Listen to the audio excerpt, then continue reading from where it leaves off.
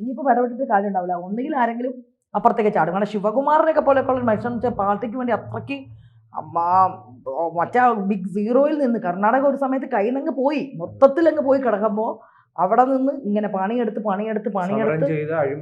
എല്ലാം പുറത്ത് നന്നായിട്ട് രീതിയിൽ കൊണ്ടുവന്ന് കോൺഗ്രസിനെ ഭയങ്കരമായിട്ട് അധികാരത്തിൽ തിരിച്ചെത്തിച്ച ഒരു മനുഷ്യനാണ് ഇപ്പോൾ. അത് സംസാരിക്കാൻ സമയമില്ല, വാട്സാപ്പ് മെസ്സേജ് അങ്ങോട്ട് ഇട്ടു എന്ന് പറയുന്നത് കേട്ടോ.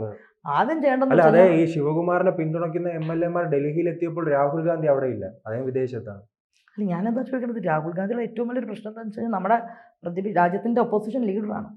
പക്ഷെ എപ്പോഴെങ്കിലും രാജ്യത്ത് അകത്തുണ്ടാവില്ല, എപ്പോൾ നോക്കിക്കഴിഞ്ഞാൽ വിദേശത്താണ്.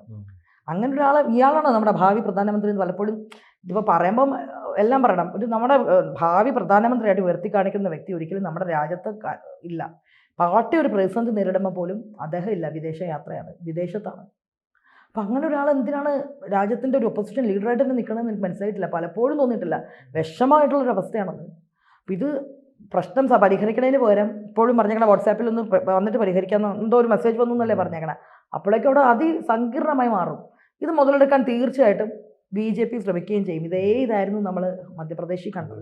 കൂടുതൽ വാർത്തകളും വിശേഷങ്ങളും നിങ്ങളിലേക്ക് എത്താൻ ABC മലയാളം സബ്സ്ക്രൈബ് ചെയ്യുക, ബെൽ ബട്ടണും അമർത്തുക.